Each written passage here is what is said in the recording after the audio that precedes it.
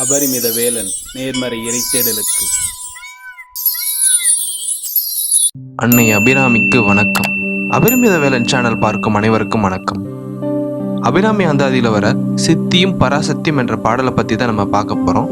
வாங்க வீடியோ பதிவுக்குள்ளே போகலாம். சித்தியும் சித்தி தரும் தெய்வமாகி திகழும் பராசத்தியும் சத்தித்தழைக்கும் சிவமும் தவம் முயல்வார் முத்தியும் முத்திக்கு வித்தும் வித்தாகி முளைத்தெழுந்த புத்தியும் புத்தியினுள்ளே புறக்கும் புறத்தை என்றே.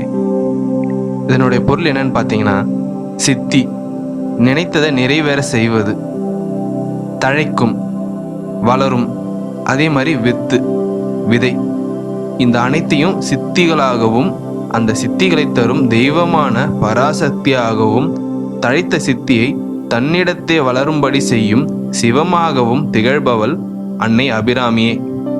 அத்தகைய சிவசக்தியை வேண்டி தவம் செய்பவர்கள் அடையும் முக்தியும் சரி, அத்தகைய முத்திக்குரிய வித்தாகவும் அந்த வித்திலிருந்து விளைத்தெழுந்த ஞானமாகவும் அந்த ஞான நிலையிலிருந்து பிறவாமல் காப்பவளாகவும் இருப்பவள் அன்னை அபிராமியே. இதை இன்னும் கொஞ்சம் தெளிவாக பார்க்கலாம். எப்படின்னு பார்த்தீங்கன்னா, கல்வியும் கல்வி தரும் ஆசிரியரும் கல்வியை கற்கும்படி செய்கிறார். பிறகு அந்த கல்வியினால் ஞான அறிவை அடையும்படி வழிகாட்டுகின்றார். அந்த அறிவு அடைய வழிகாட்டியான ஆசிரியர் தேர்ச்சி பெறும் தேர்வு வைக்கிறார். அந்த தேர்வில் வெற்றி பெற செய்யும் செய்திகளையும் சேகரித்து தருகிறார். அப்படி சேகரித்து தந்த செய்திகளை அப்படி எந்த முறையிலேயே விடையாக எழுதினால் உயர்ந்த மதிப்பெண் பெற்று வெற்றியும் பட்டமும் பெறலாம் என்பதற்கு உபாயமும் சொல்லி தருகிறார். அந்த ஆசிரியர் சொல்லி தந்த வகையிலேயே முயன்று கற்று தேர்ச்சி பெற்ற பட்டம் பெற்ற பிறகு அந்த பட்டத்திற்குரிய பணியையும் தந்து அத்தகைய நன்முறையில் நடத்தி அதனால் பயணம் பெறும்படி செய்கிறார் உண்மையான ஆசிரியர்.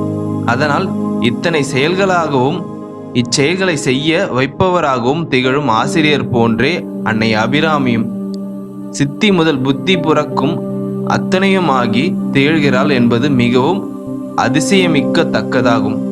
உதாரணத்துக்கு ஒரு மொழிக்கு நம்ம பார்த்தோம்னு வச்சுங்களேன், ஒலி, எழுத்து, பேச்சு, சொல், இலக்கணம், இலக்கியம் இவையெல்லாம் ஒரு மொழியின் அங்கமாகும். ஒட்டுமொத்த உருவமும் சொல்லலாம். அதுபோல ஒரு மரத்துக்கு வேர், அடிமரம், கிளை, இலை, பூ, பிஞ்சு, காய், பழம் இவையாவும் ஒரு மரத்தில் உள்ளவையே ஆகும்.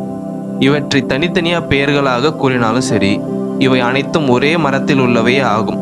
ஏனினும் ஒரு பூ, பிஞ்சு, காய், பழம் போன்றவை சுவையிலே வேறொன்றாகவும் திகழும் என்றாலும் இவை வேற்றுமையில் ஒன்றாகி உள்ளே உள்ள உண்மையாகும். இதை நம்ம நன்கு உணர முடியும். அதுபோல வடிவங்களையும் ஒன்றாக உடையவள் தான் அன்னை அபிராமி. அந்த அற்புத தத்துவத்தின் விளக்கம்தான் இந்த பாடல். இந்த பாடலை நாம் பாராயணம் செய்து வந்தால் அனைத்து செல்வங்களையும் ஒன்று சேர நம்ம பெறலாம். இதை கேட்டமைக்கு நன்றி. வாழ்க வளமுடன். இந்த வீடியோ உங்களுக்கு பிடிச்சிருந்தா லைக் பண்ணுங்கள், ஷேர் பண்ணுங்கள், கமெண்ட் பண்ணுங்கள். ஞாபகமாக சப்ஸ்கிரைப் பண்ணுங்கள். பக்கத்தில் இருக்க பெல் ஐக்கானை கிளிக் பண்ணிவிடுங்க. நன்றி. வாழ்க வளமுடன்.